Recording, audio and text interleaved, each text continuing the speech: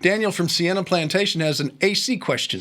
You know how sometimes we have a question, it's pretty straightforward what the question is? Yeah. Well, this is one of those questions where the question really isn't the question. I'll explain as we go along. His girlfriend, at the root of the problem is his girlfriend likes to keep the air conditioning off all the time.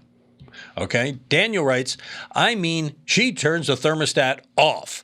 She is trying to save money on electricity, and you can't fault her for that. No. I'm worried about too much humidity and mold. It's a 2-story house built in the 80s, and downstairs is always cooler, but upstairs where the master is always gets hot and humid. And during the summer, though, she turns it off when we're at work and turns it on when we get home. So Daniel asks, now here's where the twist in the road comes. Daniel wants to know if it's a good thing to always have it off. And what he's really asking is, am I right or is she right? Actually, it costs more money to turn it off. So he's right. I'm not going there. Okay. It costs more money to turn it off because when you come home in the summertime, your house is overheated. And now you have to pump all that heat out. It's better to maintain it. It's like turning your refrigerator on for an hour to get everything cold and then turning it back off again. It's not going to work. I'm not supposed to do that? No. Okay. So here's another example. Back in the 70s when I was growing up, they were doing this energy stuff, and everybody was told to put a timer on their water heater. Oh, I remember those days. So it would turn off, and then it would turn on just the time you're going to use it. Well, first off, it takes 2 hours to heat that water back up, right?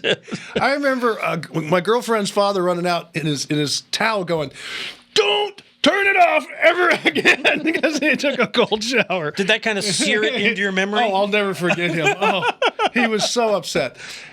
It's best to maintain it. Now, if she would turn it up to about 82 when you go to work and then turn it back down, or get a programmable that will kick it down a little bit, keep it around 76, 78. For me, that would be totally uncomfortable. But for you and her, it might be okay. But try to maintain it so at least it dehumidifies a little bit. And that's the whole thing, that the root of what Daniel's worried about is the mold. Of course. You have to. A house will just become nasty down here if you keep it all closed up, especially a home in the 80s, because it was not meant to open all your windows and breathe and have whole house fans. You insulate a box and you don't condition the air, you're going to have a mess on your hands. So tell her not to turn it off. Turn it up a little bit, to a temperature, but at least let it cycle once in a while. So you're saying that she's I didn't say anything. Okay. Neither did I. We're not taking sides, and we don't judge. But leave the air conditioning You might on. find your bills lower by doing it Well, this that's way. true, because you're having to suck all that humidity now what you out. can do is say, look, we're saving money. There you go. See, honey, I'm trying to save money too. So that's how you make the case. All right, you got a question?